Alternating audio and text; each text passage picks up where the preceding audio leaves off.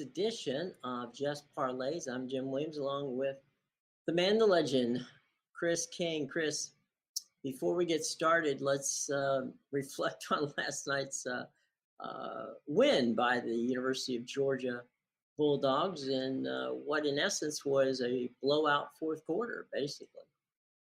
Yeah, I mean, if you look at the way the game was played in the first half, I mean, all you saw was field goals. And I think what really turned the game, there was two things. There was Jameson Williams getting hurt, obviously took a big blow out of the passing game for Alabama.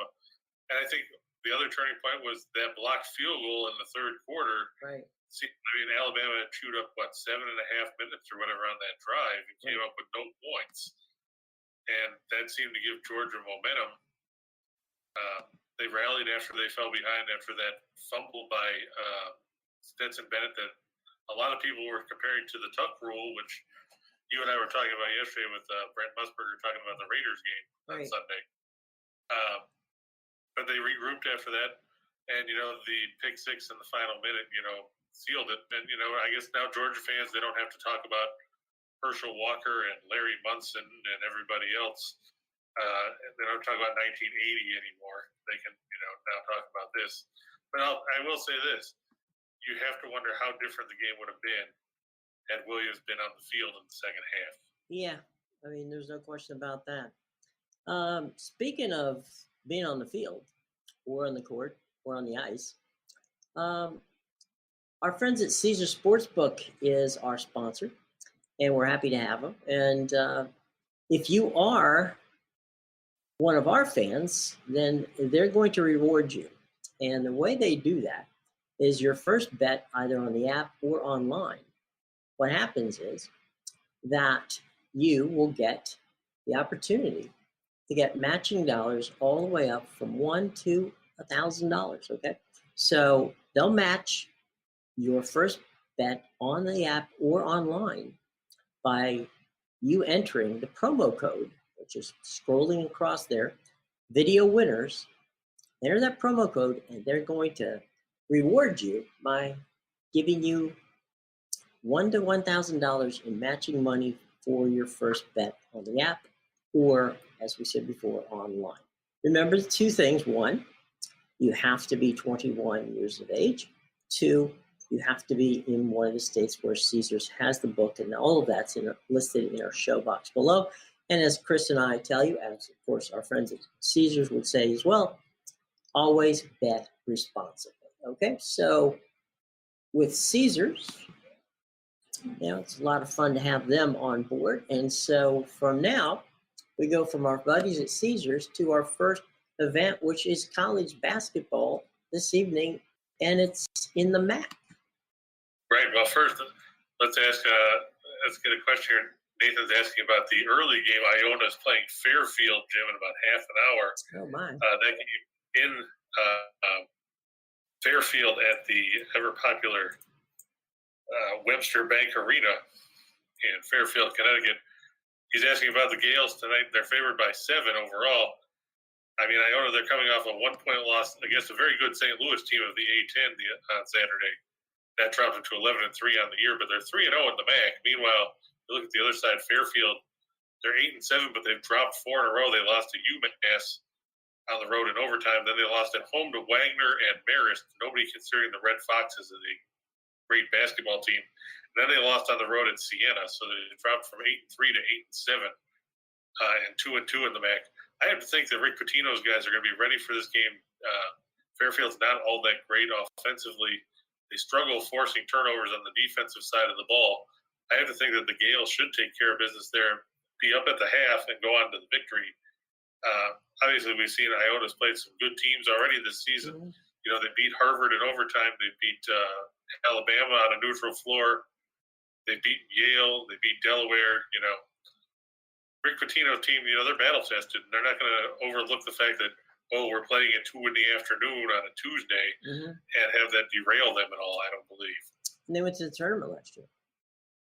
So that's not for nothing. I mean, he's got it's funny, he's back in New York where he started, and he's doing fine. So good for Rick, and good for Iona. As for the Golden Flashes, And Yeah, Illinois, that should be a good, an easy win for Kent State. You think?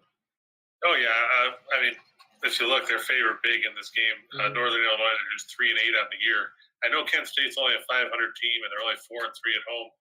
But Northern Illinois 2-6 on the road. They just got whipped by 31 points on the road at Toledo over the weekend. I get that Todd Kowalczyk's done a good job with the Rockets, but I mean, come on, you gave them 94 points. Kent State, they lost 80-72 at Ohio, but everybody knows Ohio, is one of the front runners in the MAC. They're undefeated at home this year. They beat Akron last week when we thought that Akron would beat them. Northern Illinois, let's just be honest, they're brutal on the offensive end of the floor. They're 352nd in scoring offense. They average 57.3 points a game. They're 357th in field goal percentage at 37.3. That means there's only one team in the nation worse than them. Everybody knows who that is. It's IUPUI, who, kudos to the Jaguars for scoring a season-high 65 points yesterday. You still lost. Incremental steps, Chris. Incremental steps. That's true. Northern Illinois, 267th in three-point shooting. They're terrible at the free throw line. They're ranked 340th in the nation at 64.4%. They're 332nd in rebounding. Meanwhile, Kent State 70th in the nation in scoring defense at 63.8%. They're 67th in field goal percentage defense. They're 60th in three-point defense. Kent State 10-4 against the spread in their last 14 after a straight-up loss. Northern Illinois 4-10 in their last 14 on the road against either the winning home record. 2-6 in their last 8 as a road underdog.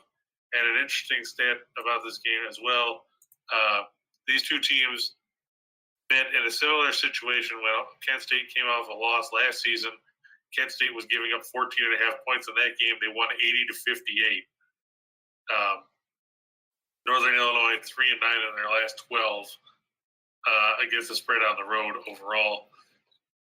You have to figure, Kent State has had Northern Illinois' number, and the Huskies just don't score enough where you can consider them a viable threat to anybody right now. You have to look for Kent State to get back in the win column and win that one convincingly, as Northern Illinois is a train wreck on the offensive end of the floor. Absolutely. Let's move on to the Big Ten. Yeah, it's everybody's favorite team of late. The Illinois Fighting Illini, they're favored by 12.5 points as they travel to Lincoln to face Nebraska. Let's be honest, Nebraska, they haven't been good in years. They're not any good now. Illinois is 11-3. Nebraska 6-10. Cornhuskers are just 6-5 at home. Now, when you're struggling and you figure that they haven't really played a ton of conference games because the Cornhuskers, they're 0-5 in the Big Ten, but right. 3 of those games were on the road, so they've lost 2 home games in conference play. They lost to Michigan by 35. They lost to Ohio State by 8. But, they've also lost to Western Illinois. They lost to Creighton. They lost to Kansas State all at home. Meanwhile, Illinois, they're rolling along. They just came off another win as they took down Maryland last week in a game where we told you to take the Fighting Illini, in a game where you said, well, when I asked you about it, that Kudas Wahab would not be able to handle Kofi Cockburn, and that was true. Wahab fouled out in 10 minutes. Finished with no points and 2 rebounds in that game. And they still won. Oh, no. Wahab fouled out for Maryland. Right. From Maryland, right. Nebraska, they're terrible defensively. They're 342nd, giving up 78.3 points a game, 231st in field goal percentage, 319th in three-point percentage. They're facing an Illinois team that's 25th in the nation in scoring offense at better than 80 points a night, 60th in field goal percentage. Most importantly, they're second in rebounding at 43.9 boards a game behind only Kentucky. They're 21st in three-point shooting. You have to think Cockburn will have another big game. Nebraska lacks the size to slow him down. Their starting center is, let me double-check here because I've looked at it earlier and thought it was hilarious. Their starting center, Derek Walker, 6'9", 239. Their backup center is 6'11", but he weighs 236. You think Cockburn will be bouncing off those guys like a rubber ball bouncing off a wall? Yeah. And just sending those guys bowling. Illinois 4-0 in their last 4. Foul out. Yeah, that's possible. Illinois 4-0 in their last 4 overall. They're 6-0 in their last 6 as a favorite. They're 6-1 in their last 7 after a straight-up win. Meanwhile, Nebraska 2-6 in their last 8 at home against teams with a winning road record. They're 1-4 in their last 5 after giving up 90 points or more, and they're coming off that horrible 93-65 pasting on the road at Rutgers Saturday in a game that probably wasn't even that close when you get right down to it. Yeah. The sad part is Nebraska likes to run. They're 19th in the nation in tempo at 73 possessions in a game, but they're 343rd in offensive rebounding, which doesn't bode well when you shoot as poorly as they do. Meanwhile, you're facing an Illinois team that will destroy you on the glass. The Fighting Illini first in the nation in offensive rebounding. They grab offensive boards on 41.8% of their misses. You have to think if they shoot from outside and misses, Cockburn's going to get an offensive rebound 2 or 3 points if they foul him and send it to the line. You can't trust Nebraska at all here. I look for another one-sided win for Illinois as they just keep rolling along. And Fred Hoiberg, like I said in the pregame, Jim, I feel bad for him. He took that job, and like you said, not only is the basketball team bad, the football team has been bad. Yeah, let me ask you something. You've got the situation where it's saying that they're playing tempo, right? And right. But how do you play tempo and miss so many shots? I mean, normally when you play tempo, you're in the paint most of the time because you've advanced the ball faster than the other team can get back. So unless they're they're stopping at the 3-point line and launching, I have no idea. Well, the sad part is the average possession for Nebraska is just over 15 seconds out of the shot clock, which is the 9th shortest time of possession. But like you said, they're 335th in 3-point shooting. They jack up a lot of threes for who knows why, because they don't hit them. Obviously, there's a lot of youth on that team, but somewhere, you've still got Alonzo Verge, but I mean, when we saw him at Arizona State, right, he would just shoot the ball for the sake of shooting the ball. Right. Nebraska's averaging 25 3-point attempts per game this season. They make 7. Jeez. Well, let's get away from this dumpster fire as we can. The Illini out in well, they're playing Nebraska, right? Is that what you said? Yeah, that's it. That's in Lincoln. All right, so they're the Illini will start shooting when they come off the bus. So that should, by the time this is over, who knows what the score is going to be. But Illinois should win big. All right, next up on the slate we go to the Big 12. The Big 12, and this on paper should be a good matchup. Yeah, and real quick, Nathan. Yeah, I would endorse the first half play with Illinois being way ahead. I mean, we already saw Nebraska, like I said, they were blown out by 28 by Rutgers on the road. They lost by 35 at home to Michigan earlier in conference play. There's no reason to think they'll hang around here. Unless Cockburn suddenly picks up 4 fouls in the first 5 minutes, which I don't see happening. They should be comfortably ahead at the half. But, yeah, the Big 12, this game's at Morgantown, the good old WVU Coliseum. Oklahoma State, they're a 3-point underdog on the road here. West Virginia, they're 12-2. Oklahoma State 8-5.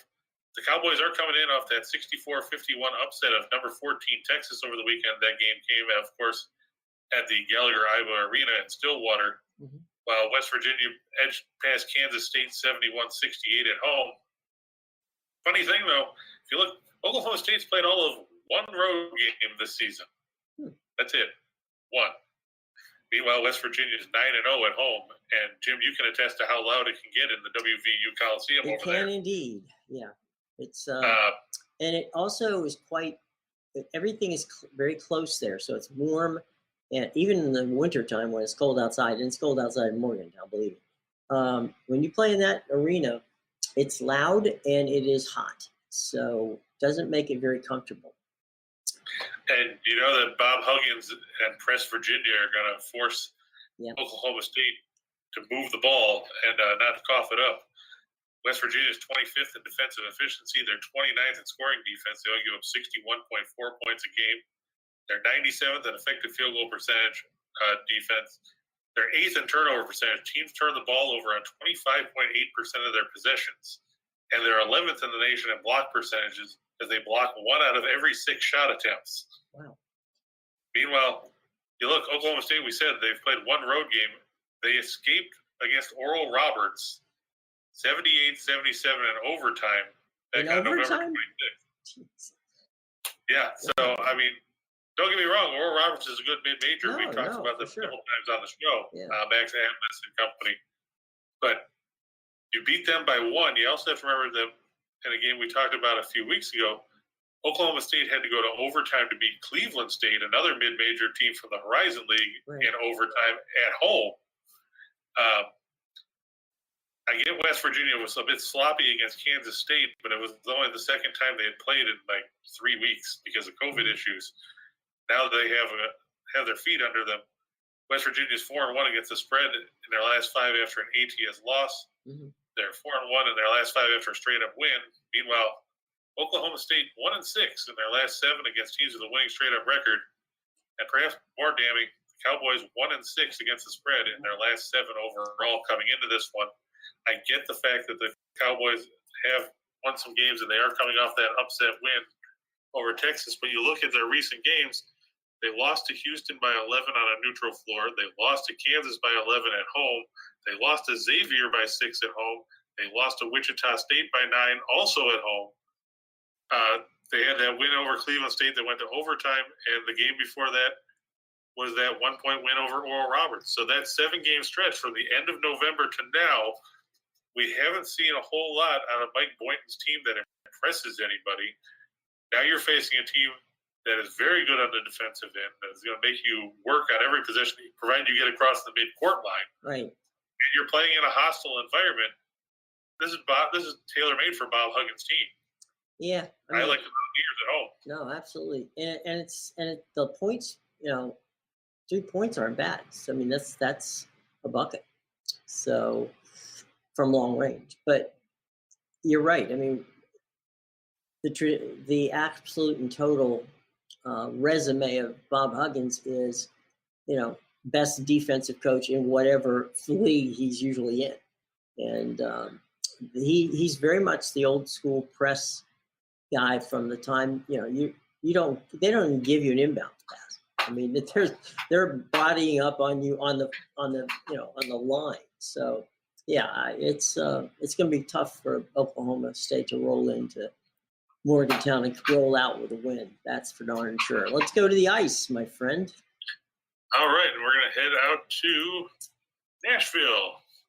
The Predators are an underdog tonight over the Avalanche, but I like them because of the fact that Colorado was playing the second game of back-to-back. They rallied to beat Seattle last night 4-3 at home in a game that was kind of disappointing because you figured that they would have scored more than 4. Given how poorly Seattle's been in their own end. Colorado 22-8-2 this season. Nashville 23-11-2. The Preds have won 4 in a row, and they've been off since Saturday. They beat Arizona 4-2 on the road then. Nashville 10-5-0 at home. Colorado just 8-6-1 on the road. They made their money at the Ball Arena. Darcy Kemper, he was supposed to start last night. They switched him out at the last minute. He's 16-5-0 with a 277 goals against and a 908 save percentage. Will be between the pipes for the Avalanche. Meanwhile, UC Saros, 19-9-1 with a 221 goals against, a 929 save percentage, and 2 shutouts. A guy who's quickly making a push to try and be considered as a Vezina candidate in goal for Nashville. Mm-hmm. And remember, all this time we've seen Pekka Rinne up until he retired after the season. So it's nice to see that Saros is been able to break out of that shadow of Rinne and take over the starting role. Right. And he played pretty well. Yeah. Colorado, they do score 3.8 goals per game on the road, but they give up a staggering 3.93 goals away from home. That's a pretty big number to give up, especially when you're playing second game back-to-back and you had to travel east, so you actually lost time because, it's 2-3 hours. I can't remember if is it 3 hours behind it? Did they play in Denver last night? Yeah, they played at home against Seattle. It's 2 hours. It's 2? Yeah. Okay, I couldn't remember. If Nashville's in the east, then it's 2. Yeah. So, yeah. So it's 2 hours. So you lose 2 hours. Plus, that's a give or take a 4-hour plane flight. So you figure they got into their hotel maybe 7 o'clock this morning, maybe 8. Yeah, so there's probably no morning skate to speak of. No. There or might not be anything else. much of a skate at night. Yeah, so Nashville, they got back Sunday probably after playing Saturday night, so they've had time to recover and get back up to speed. Like I said, the Preds 4-0 in their last 4 overall. They're 6-0 in their last 6 against Western Conference teams, and they're 9-1 in their last 10 after a win. They're also 8-1 in their last 9 after giving up 2 goals or less. Don't get me wrong, Colorado's a good hockey team. They've got a lot of talent. Mm-hmm. But, you're dealing with the travel factor. You're dealing with the fact that it's the second game of a back-to-back where like you said, they got in early this morning. Mm-hmm. And you have to give Nashville the advantage playing at home with the rest advantage in their pocket. Who's in goal for Colorado tonight? Kemper. Okay. Yeah, last night I'll have to double check and see who they threw in goal yesterday because they've played a revolving door as the backup goaltender after they dumped Jonas Johansson and Florida picked him up. Right. Let's see who they had yesterday. It wasn't the ghost of David Abisher, I know that. Yeah. Let's see. Where is it? Oh, they brought back Pavel Francouz, who hadn't played. Oh my gosh. He's apparently played 3 games now, but he sadly his season debut came against Nashville on the road back on December 16th. He lost that game 5-2, so I guess that's why they decided not to play him tonight and went with and started him yesterday against Seattle to put Kemper in between the pipes tonight. Probably a wise choice on their part. So, all right. So from Nashville, we go to the nation's capital. Yes, no, San Jose. Going out to the Shark Tank. Yep, the Sharks are favored over the Red Wings tonight. Right, 16-6-4. San Jose 19-6-1 this season. Detroit comes in off a 4-3 shootout loss to Anaheim. That was the second game of a back-to-back, so they'll play their third game in 4 nights here. Meanwhile, the Sharks have won 2 straight after beating Philadelphia 3-2 in overtime on the road Saturday. These teams met last week in Detroit. The Red Wings took a 6-2 win early last week. But since then, the Sharks have won 2 straight. The Red Wings have gone downhill. Alex Nedeljkovic, 10-9-3 with a 286 goals against and a 915 save percentage, is expected to start for the Red Wings. Aiden Hill, 8-9-0 with a 286 goals against and a 904 save percentage plus 1 shutout, expected to get the start for the Sharks. The Red Wings, they're playing their 4th game in 6 nights, their 3rd game in 4 nights. They're 9-25 in the 4th game of their last 34 4-game and 6-night situations. They're 14-63 in their last 77 on the road. They're 13-62 in their last 75 as a road underdog. Meanwhile, the Sharks, they've won their last 4 as a favorite. They're 4-1 in their last 5 against teams with a losing record. They're 6-2 in their last 8 on Tuesday. The Sharks have won 14 of the last 20 meetings between these teams at the Samp Center, and the home team has prevailed in 7 of the last 9 meetings when these teams take the ice. It all points to a San Jose victory. The Red Wings, they're ahead of schedule. I'll give them that. Mm-hmm. Nobody expected them to be contending for a playoff spot. They're on the outside now with Boston moving ahead of them. But they played better than most people would have expected, but they're going to run out of steam tonight. I think the fatigue is going to catch up to them as the game wears on, and San Jose will come up with the victory, having fresher legs, provided half the guys that they have listed on the injury report as questionable play. About San Jose, it's kind of funny.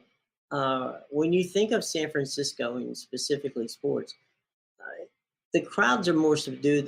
They support their teams well, but they're not overly crazy.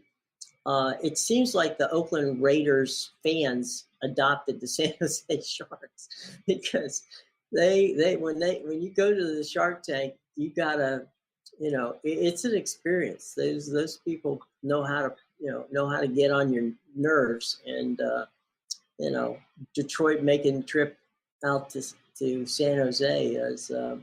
They may know the way to San Jose. It's the way back to Detroit that's going to be a pain in the neck for them. Now we're going to the nation's capital to watch the Capitals play, right? No, we're not. We're not. You told me that we get to. Oh, Washington's going to be basketball this time. Right. So this is up in Buffalo. Yeah, this is at the KeyBank Center. The Lightning, they're on the road to face the Sabres. Tampa Bay 23-9-5, Buffalo 10-18-6. Tampa Bay was beaten Saturday night in their last game 5-2 at home by the Bruins. Meanwhile, Buffalo lost 3-2 at home to that same San Jose team we just talked about in their previous game on Thursday. You have to think the goaltending matchup is going to favor the Lightning here. Andrei Vasilevskiy, 19-6-3 with a 223 goals against and a 923 save percentage to go with 2 shutouts against Buffalo's Ukko-Pekka Luukkonen, who, is only up because Craig Anderson has been out since early November. Dustin Tokarski, last I knew, was still in the health and safety protocols, and it's either Luukkonen or Malcolm Subban, and nobody wants to see Subban in net, except opposing teams. Right. He's Luukkonen 2-4-2 with a 261 goals against and a 922 save percentage for the Sabres in his limited action. Tampa Bay is 11th in the league in goals per game at 3.24. The Sabres are 26th in that category with 2.62 per contest. Buffalo struggles in their own end. They're 27th in goals against at 3.47. Tampa Bay, they're still in the middle of the pack, which is surprising given the way Vasilevsky's played. But then you have to consider that number is also inflated by the stretch where the Lightning didn't have Vasilevsky or Brian Elliott, so they were down to Maxime Legacy and Hugo Arnefelt in between the pipes a couple weeks ago. So that number will probably come back down, I would imagine. Tampa Bay has taken 8 of the last 10 meetings between these teams. They're 53-16 in their last 69 fourth game and 6-night situations. They're 58-18 in their last 76 against Atlantic Division teams. Meanwhile, they say there's no place like home. That's not the case for the Sabres. They're 1-10 in their last 11 at the KeyBank Center. They're 1-6 in their last 7 against the Atlantic Division, and they're 1-4 in their last 5 on 2 days of rest. Don Granato's had a tough time. They had some more guys enter the protocols in the last day or so. They're getting a few guys back. Jack Quinn is supposed to make his NHL debut tonight for the Sabres. It's not going to make a big difference. Tampa Bay should win this one by multiple goals. As Buffalo is, let's put it bluntly, they're struggling. It's funny. Teams like Tampa Bay, like Pittsburgh, perennial playoff teams, they do have a tendency during the course of the season, specifically January, February, of kind of just resting people and not necessarily, you'll get a healthy scratch and you'll look at it and go, well, wait a minute, that guy, usually starts. Why is he healthy scratch? And it goes back to the theory of, their season doesn't end, at the end of March, early April. Their season, they hope, ends sometime in June. So that's what we see sometimes. We see these games where, I'm not saying it's going to happen tonight. I'm just saying that there are times when they rest guys, and they do it because, as I said before, they feel their season's going to be over in June and not, at the end of March, early April. So we'll see how that plays out over the rest of the season. But something to think about. Let's go to the association. All right, and we'll head to the Windy City, where the Bulls are favored by 2 touchdowns over the Pistons. Obviously, this will probably be more entertaining than if it was the Bears and the Lions. True. The Bulls 26-11. The Pistons are 9-30. The Pistons rallied to beat Utah last night, 126-116 at home. Chicago fell 113-99 at Dallas Sunday night. And I will say this about the game last night for the Pistons: it shows for all the people out there that think that a guy like Rudy Gobert is just a tall guy and, has no place in the small ball world of the NBA. If Gobert's on the floor last night instead of Hassan Whiteside company, there's no way in hell the Pistons score 126 points. Mm-hmm. I don't care who. I mean, let's face it, Detroit is horrible on the offensive end of the floor. But, without Gobert's presence down there in the low block to clear the glass or to, alter shots, it made it a lot easier for Detroit to come back. They were down big in the first half. Right. But, of course, with every ray of sunshine, some rain must fall, and that's where it's going to come for the Pistons. They're 2-4 in the second game of back-to-backs. They've been outscored by 11.1 points per game in those situations, and they only average 98.2 points per game in those games. Meanwhile, Chicago's 14-4 at home. They outscore their opponents by better than 6 points a night. And more damning, the Bulls have won the last 9 meetings between these teams. 5 of those have come by double figures. Mm-hmm. Detroit's 1-8 in their last 9 after scoring more than 125 points. They're 1-5 against the spread in their last 6 after scoring at least 100. So they don't even have to have a big offensive day to struggle. The Bulls 6-1 against the spread in their last 7 on Tuesday. They're 4-1 in their last 5 as a home favorite. Not only have the Bulls won the last 9 meetings between these teams, they've covered each of the last 9. Doesn't bode well for Detroit. That includes the Pistons 0-4 against the spread in the last 4 meetings in Chicago. The Bulls should have little problem dispatching a Detroit team that obviously is going to be tired. And the Bulls are getting healthy, which is a big plus for them. You've been, no pun intended, or probably pun intended, you've been bullish on Chicago for a while now. And the thing is, they haven't let you down. Yeah, I mean, they've played good basketball. I mean, Billy Donovan's done a good job. DeMar DeRozan leads the league in fourth quarter scoring. You've got Zach LaVine out there. You've got Nikola Vucevic, so you've got a big man in the paint. Mm-hmm. And they've just played good basketball. Right. Well, with Billy Donovan, you're going to play team basketball. Detroit obviously hasn't. No, I'm sorry. I was just saying that with Billy Donovan, you're going to play team basketball. That's his stock and trade is putting together. Correct me if I'm wrong, Jim. Didn't Billy Donovan learn from Rick Pitino? He did, yeah. It was Rick Pitino who put him up for the job at the University of Florida. And then it was Rick Pitino again who made the phone call whenever the folks out in OKC were looking for a head coach. That was the guy that got the call. So Billy's been, exactly what you're talking about.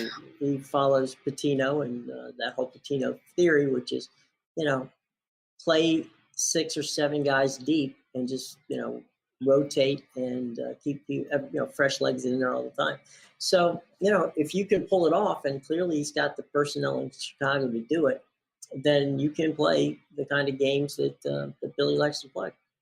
Well, and let's not forget the Pitino-Donovan relationship goes back even further than that because Donovan was the starting point guard for Pitino when they made that run to the Final Four back in 1987. That's right. I'm not so sure Billy could do that now, but yeah, it was good in 1987. We were all good in 1987, Chris. All right. That's true. Now, am I totally off base by finally, after 3 times saying we're going to the nation's capital, are we going now? Yes.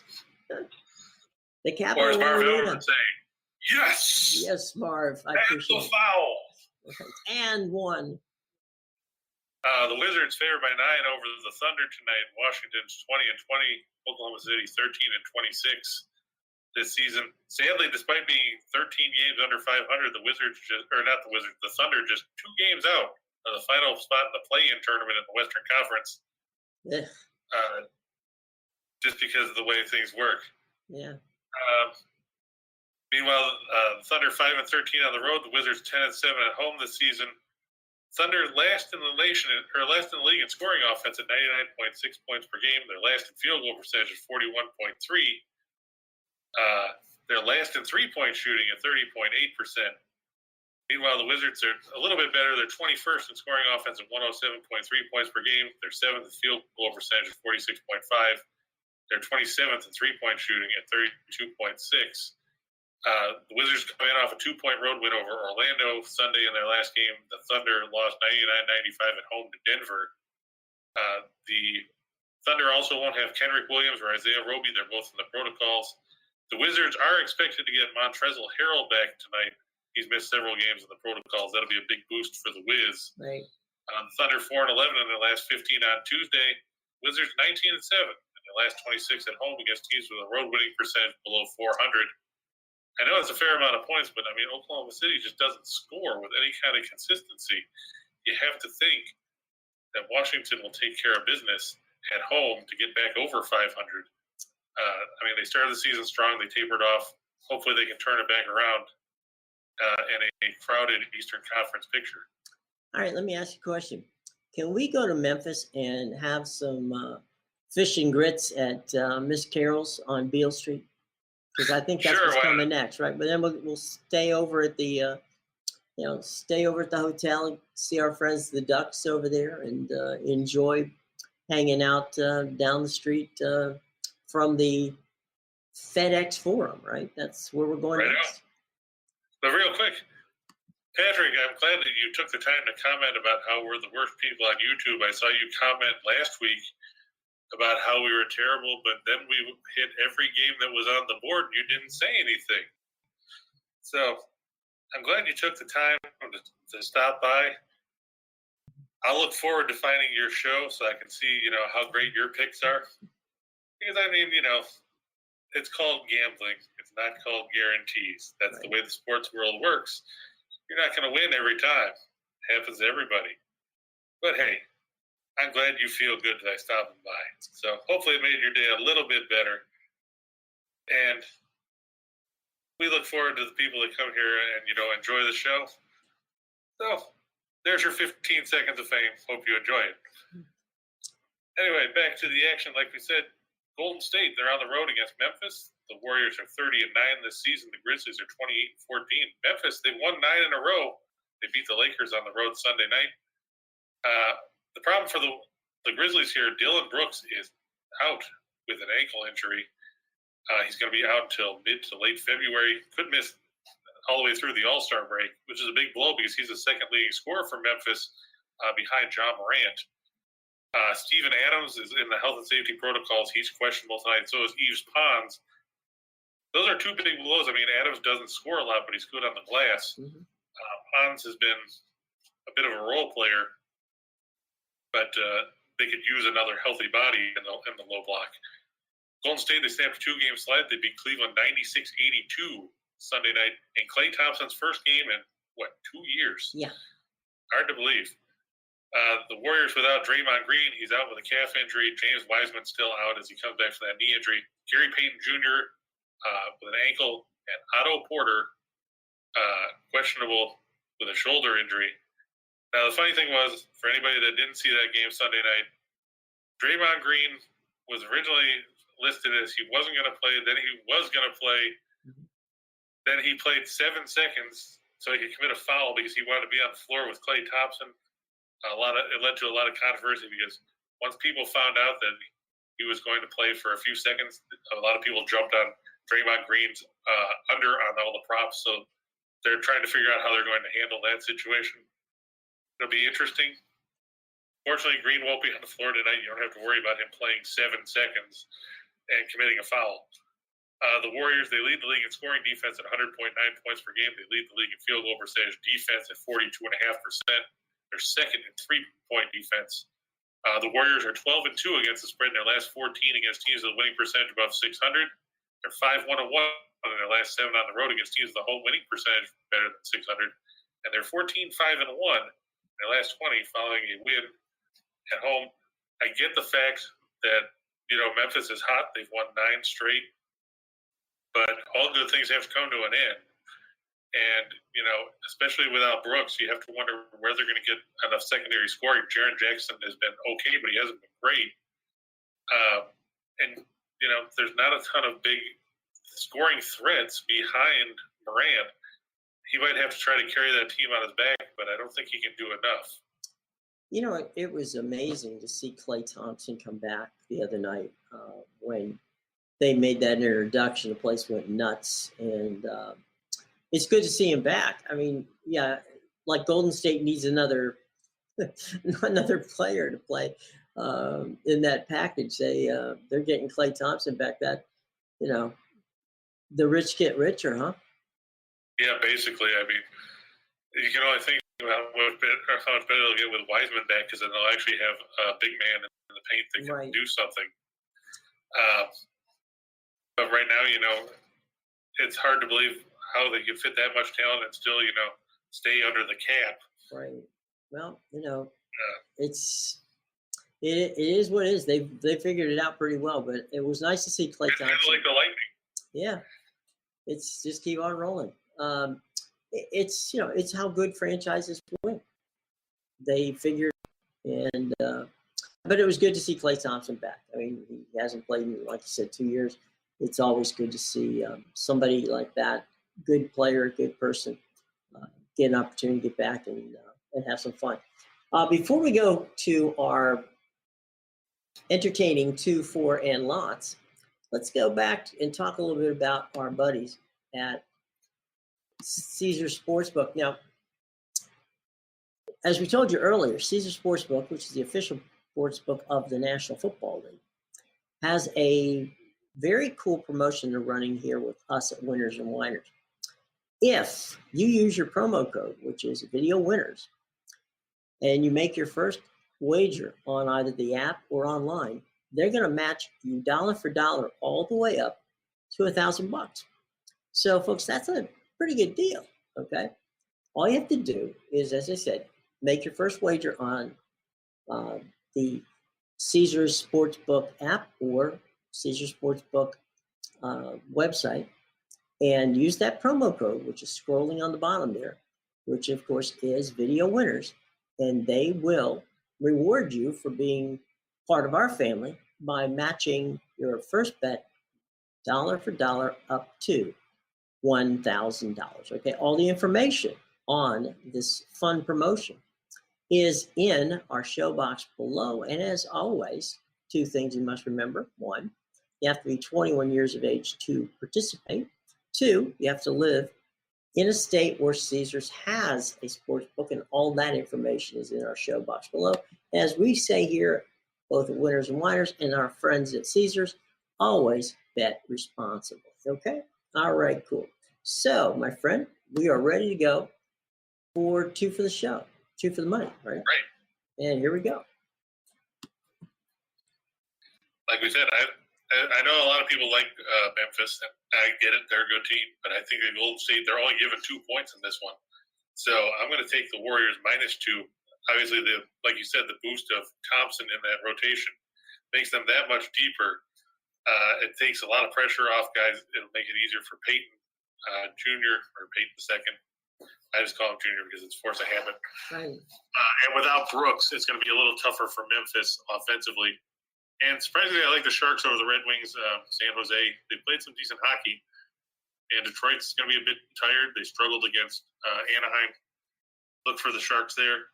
Then a double shot of college hoops. We talked about West Virginia playing at home over Oklahoma State. Mountaineers are 9-0 at home. They play good basketball there. And it's probably going to be one of those defensive slugfests because Oklahoma State's good on the defensive end and have their issues offensively. Roland, yeah, Evander Kane has pretty much done nothing all season. Obviously, I know the Sharks waived him. The league or the Players Association filed a grievance on his behalf. I don't think it's really going to matter. Detroit's not a big offensive team. They are, I believe, 26th or so in the league in scoring offense. And the Sharks have a little bit better numbers on both ends of the ice. On top of that, Detroit can't score on the power play to save their lives. So, plus playing at home, I think San Jose will come out there. But like I was saying, West Virginia -3 over Oklahoma. And Illinois, that's pretty much your, as Carl from Aquatine Hunger Force used to do on the Scott Van Pelt radio show, the Stone Cold Lock of the Century of the week is probably Illinois -13 over Nebraska. Nebraska has been terrible basketball this season.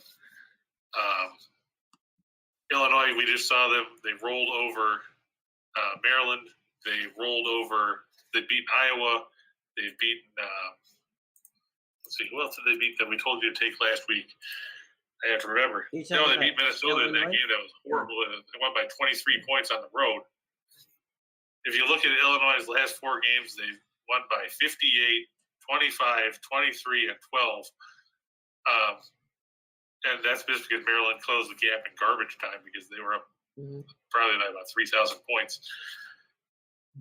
Nebraska, they struggle defensively. They don't have the size to contain Cockburn. If Cockburn doesn't have a double-double, we'll have Steen and Reichel eat their hats or something. Right. Because he's put up a double-double in like the last seven straight games, I believe it is. Mm-hmm. And Nebraska has no chance of hanging in this game, barring Cockburn hurting himself in pregame warm-ups. Right. Or the bus not finding its way to the arena. Yeah. Though even if the bus didn't find its way to the arena, I'd probably still take the Illinois bench over Nebraska. There you go. They travel well. All right, so let's go to 4 for the show. Yeah, I like USC. I mean, they're at their highest ranking in the AP poll since 1974. They're going on the road to face Stanford. I get Stanford is 6-0 at home, but if you look, the Cardinal really, they don't overwhelm anybody. Yeah. I get Jared Haas is trying to keep that team afloat, but if you look at their home wins, they beat Tarleton State, they beat San Jose State, they beat Valpo, they beat North Carolina A&T, they beat Dartmouth in overtime. CSAT Bowl. Yeah, and their best win at home was over Oregon, but that was a month ago. On top of that, their last game was nearly 3 weeks ago when they played in the Diamond Head Classic against Liberty. That's a big layoff for anybody, especially when you're playing a team like USC that is unbeaten on the year. Mm-hmm. They're coming off a win last week over Cal. You have to think Andy Enfield, he's going to have this team ready to go. I like the Trojans to stay unbeaten, to go on the road up there in Palo Alto at the Maples Pavilion and come up with the win. We talked about the Bulls. We talked about the Pistons. I don't think there's a whole lot you can say about the Pistons. And, John, you're right. It's a lot of points. But like we said a few minutes ago, the Pistons have failed to cover in any of the last 9 meetings against the Bulls, which have all been won by Chicago. Plus, they're playing the second game of a back-to-back here, which is why I'm fading Detroit in this situation. The Nuggets minus 2.5 over the Clippers. Jim, you can attest to it. The Clippers haven't been all that good. No. They've been in defense, they have been shorthanded. But that being said, no, they haven't played well. And that's going to be – they're still going to be shorthanded. Paul George not playing. Hartenstein not playing. Luke Kennard likely out. Leonard out. Justice Winslow's in the protocols as well. I get that the Nuggets won't have Will Barton, but everybody else that that they're missing, you already knew wasn't going to play anyway. You knew Michael Porter Jr. wasn't going to play. You knew Jamal Murray wasn't going to play. They still got that guy named Jokic, Mm-hmm. For what I hear, he's pretty good. And the Clippers don't really have a guy that can contain him at all. No. And that could be the big difference in the game because, Jokic can turn the game on his own. He doesn't need any help. No. Yeah, finally, we talked about it. Nashville, they're an underdog at home against Colorado, but as good as the Avalanche are offensively, they struggle defensively on the road, giving up 3.93 goals a game. And they're playing the second game of a back-to-back. Like you said, they got in probably early this morning. Mm-hmm. They're going to be heavy legged after having to travel and losing time in the process. Nashville's had a couple of days off. Mm-hmm. And Colorado's not that great of a road team. Every reason not to go there. I watch a lot of West Coast basketball, and I've seen USC play a couple times this year. USC's a good little team. There's nothing wrong with that. They have played. Yeah, you think about the guys that they lost. You lost Evan Mobley to the draft this year or last year, but it doesn't matter because they just keep they retooled. They still have his brother Isaiah Mobley, and they've got Drew Peterson. Chavez Goodwin played good basketball over here when he played at Wofford before he transferred a couple years ago. So, they've still got a good veteran team. Ethan Anderson is good at the point. So, you're not dealing with a bunch of scrubs. No, and the 2 times I've seen them play, they don't turn the ball over. That's true. They're 22nd in the nation in turnover percentage. So, and they lead the nation in effective field goal percentage defense as opposing teams shoot 40.6% effective field goal percentage, 40.2% from 3, 40.2% from 2, which is third best, 27.5% from 3. I mean, and you look, they've beaten some decent teams. I mean, they blew out Utah. They beat San Diego State. Everybody knows how tough the Aztecs are. Right. I mean, you have to try. For once, you actually talk about USC having a good basketball team and not have people laugh at you. Right. Without normally, when you talk about basketball, there you talk about UCLA. Without people evoking the name of the Miller family. So yeah, it's been a while since Reggie and his sister played at USC. But yeah, they're playing good basketball. I've been impressed with the Trojans so far this season, and good team. All right, let's get ready to go for the big one, the enchilada. And I'll let Chris explain that you don't have to take the whole bunch, but there's a lot of good ones in there. Right. I mean, you can take 2, you can take 4. If you want to take a couple of these and mix them up with the other ones we put up top, you can do that too. Heck, if you want to take Illinois and you want to throw in, Kent State, do that. Whatever works. It's all a matter of concept there. Whichever ones call to you the most are the ones you should put in there. Mm-hmm. Toledo, they were originally favored by 1. Now they're a 1-point underdog against Miami of Ohio. Interesting stat, Toledo's won the last 15 meetings between these teams. Todd Kowalczyk's team is playing good basketball. I mean, we talked about it earlier. They blew out Northern Illinois by 31 over the weekend. Miami of Ohio fell in overtime to Bowling Green. Granted, these Mid-American Conference games are always great. They're always entertaining. Mm-hmm. You're going to see a lot of points. It's kind of like when they play college football over there. Defense is optional. Right. But Toledo, they're a little bit better than Miami of Ohio right now. Kent State, we said, minus 15.5 over Northern Illinois. We talked about at the top of the show. Northern Illinois, 357th in the league or in the nation in field goal percentage. The only team worse, IUPUI. Congratulations for those of you who took the Jaguars plus 8 last night. UIC didn't score enough points. I was disappointed. But hey, kudos for the Jaguars. They scored 65 points. Now we don't have to talk about how their high point total was against Spalding. Right. Kent State should have no problem bombing Northern Illinois in this game. Down in the CAA, we got James Madison minus 6 over Northeastern. Normally I like Bill Cohen's team. The Huskies play good basketball, but they're on the road and they haven't had any success as the road team this season. If you look, the Huskies are a dismal 0-6 on the road. Meanwhile, James Madison 6-1 at home. The Dukes are playing good basketball. Big matchup down there in Big 12 country, Jim, down in the Lone Star State. Yeah. Number 1 Baylor, favored by 12 over a good Texas Tech team. But you have to wonder, is this Texas Tech team going to still get by with the way they've played basketball? I mean, it's not the same under Mark Adams as it was under Chris Beard. You saw them lose a rock fight with Iowa State last week, losing 51-47. They've also lost to Providence on the road. They lost to Gonzaga on a neutral floor. Now you'd have to go to Waco, and God knows the Farrell Center is not a place that's friendly for opposing teams. Well, especially Texas teams. Yeah. You look at Baylor's home wins this year. They've won by 27, 29, 45, 38 over Stanford, 45. They beat Villanova by 21 in a game where they held the Wildcats to 36 points. And Villanova was ranked at that time. Well, they still are, but they were a top 5 team at that point. Yeah. Then they've won by 37, 36, and their closest game lately was a 10-point win over Oklahoma last Tuesday. It's tough to stop Baylor. I mean, they're 4th in offensive efficiency. They're 7th in defensive efficiency. They shoot an effective field goal percentage of 56.5%, and defensively they force turnovers at a 26.1% clip. It's going to be tough for anybody to go into Waco and come up with a win. And you got Chip and Joanna Gaines sitting courtside. I mean, come on.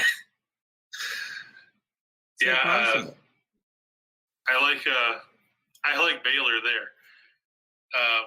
There's your Leafs. Yep. I think that game's going to stay under the total out there in Vegas. I mean, the Leafs have to save a little bit of energy. They play the Coyotes in the desert tomorrow night and the back-to-back. The first meeting this season, last month, Toronto won 4-0 over Vegas behind Jack Campbell. I imagine Campbell's going to be in net tonight against Robin Leonard. I cringe to think who they're going to start tomorrow against Arizona. But it'll be interesting.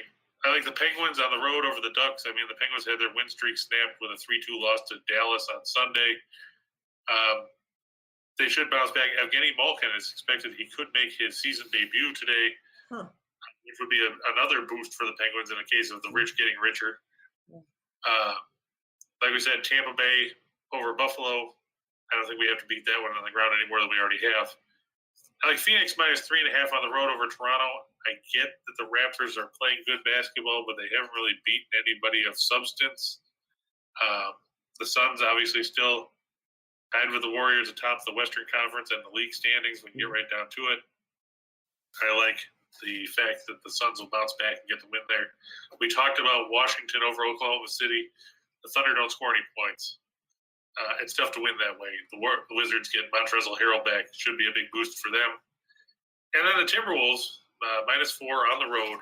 They go to New Orleans to face the still Zion-less Pelicans. You have to think the Timberwolves will get another win there. It was interesting to see Karl Anthony Towns on Celebrity Wheel of Fortune the other night. I guess he had free time to do that. But obviously the Timberwolves are a better team than New Orleans is right now. Anthony Edwards has played great basketball. D'Angelo Russell, you have to think that Minnesota can get the win in the Big Easy and prevail in that one. I think the game to watch tonight, just for interest, is the one you were talking about with Golden State and Memphis. That might be the better NBA game that's being played tonight. Yeah, that's true. I mean, it's probably the marquee game on the slate. I mean, I know there was a lot of hope for Denver and the Clippers, but I mean, the Clippers, they're down to 20-21 now. Mm-hmm. And what's even worse is the Clippers have played, this will be their 26th home game in 42 games. So they're going to be playing a lot of games away from the Crypto.com Arena. You have to hope that they can suddenly turn it around because they're just 7-9 on the road as it is too. Yeah. And the way that Western Conference is, you can drop from 6-9 in a hurry, or 6-10, or in a bad 6-2 week outside the playoff picture. Yeah, have one bad week and you're doomed. Exactly. As for your Leafs playing, in Vegas and then going to the desert, the good news is it's only an hour flight. So, and you're staying in the same time zone. So I don't think that's gonna hurt them too bad from that standpoint. But all right, buddy. Any last thoughts? Any comments before we get out the door? Well, I see people are asking about the Iowa State game tonight. And Iowa State is, they're on the road at the Fog Allen Fieldhouse over there against Kansas, and that's going to be a pretty good matchup. And when you get right down to it, Iowa State, they are coming off that disappointing loss to Oklahoma the other day. Mm-hmm. So after starting 12-0, they lost to Baylor at home, they beat Texas Tech, they lost to Oklahoma on the road. So now all of a sudden they're 13-2 and they're just 1-2 in the Big 12. The big thing is, it's always tough to play in the Allen Fieldhouse. I think pretty much anybody that's been an opposing team there will tell you. Yeah. I don't know if you've been there or not, Jim. I have, yeah. But 12.5 points is a lot to give for a Kansas team that, isn't necessarily cohesive offensively on a regular basis when you get right down to it. They're not the Kansas of old, but they're still Kansas. Right, but I mean, but 12.5 might be a little too much to give here. I mean, they're coming off a loss to Texas Tech Saturday. They lost by 8. And don't forget that, they lost to Dayton back in November on a neutral floor at the ESPN Events Invitational down there in Orlando. Right. And, you look at some of these games, they struggled to beat Stephen F. Austin at home. They beat them 80-72. And they struggled to beat George Mason 76-67. Now, I'm not going to take anything away from those teams. They're good mid-major teams, but I mean, you're talking about a team from the WAC and Stephen F. Austin, the Lumberjacks. They're coming off since that. They've lost 3 of their last 4. They lost to Tarleton State in overtime Saturday, and George Mason is 7-6. They started 4-0. They lost 5 in a row. They won 3 straight, and then they lost to Kansas. And now they won't play until next Monday. So George Mason is going to sit there for two plus weeks twiddling their thumbs. I actually think Iowa State, with the way they play defense, and I mean, let's face it, outside of Baylor, Iowa State's got to be one of the most difficult teams to play defensively. TJ Otzelberger, why couldn't he do this at UNLV? Yeah, I'm sure the people at UNLV are asking the same question. But yeah, it's going to be fun. I agree with you. Kansas giving away that many points. That's a lot of points to give away. And James, that's a good thing. You should do research, and if you have questions to ask about, that's what we do. We do research. Mm-hmm. Sometimes they work out, sometimes they don't. I mean, that's why they call it gambling. You can't expect that you're gonna just automatically get a free win. It's not like you're playing, say, NHL '93 on your Sega Genesis, where you can play as an all-star team and play the Ottawa Senators full of teams, players rated 4. But you know what, Chris, to your point, something that I think is very important, and it's one of the reasons that I was attracted to Winners and Whiners in the first place, is that you're going to get analysis, okay? You're not going to get this, hyper active guy who comes on and says, I've picked 17 of the last 19 games, against the spread. It's like, okay, you didn't tell me what 17 games you played that you won, and you didn't tell me what the spread was, but you told me you're really good at this. What you're giving and what we try to give people is statistical information. Okay? How you use that statistical information is entirely up to you. If you use that statistical information, is entirely up to you. So yeah, we're here. We're picking winners, but we're picking winners based not on whether we like the team or like the coach or like the players, but strictly on the numbers. You got the numbers, then that gives you, when you make a wager, the opportunity to at least be better educated. And there's nothing wrong with that. Win or lose. Right. I mean, that's just it. And like we said,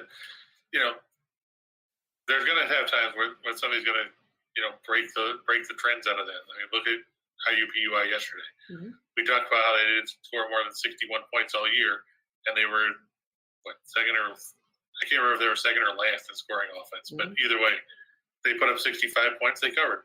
Mm-hmm. I didn't think they were going to score 65 points. I'll sit here and tell you I didn't think they were going to score 65. I figured they would have scored in the 50s. I figured UIC would have come up with the win. Mm-hmm. But, again, all that we give you is information. What you do with it is up to you. All right. Well, but ride Illinois to the bank, because I can't see Nebraska stopping anybody. There you go.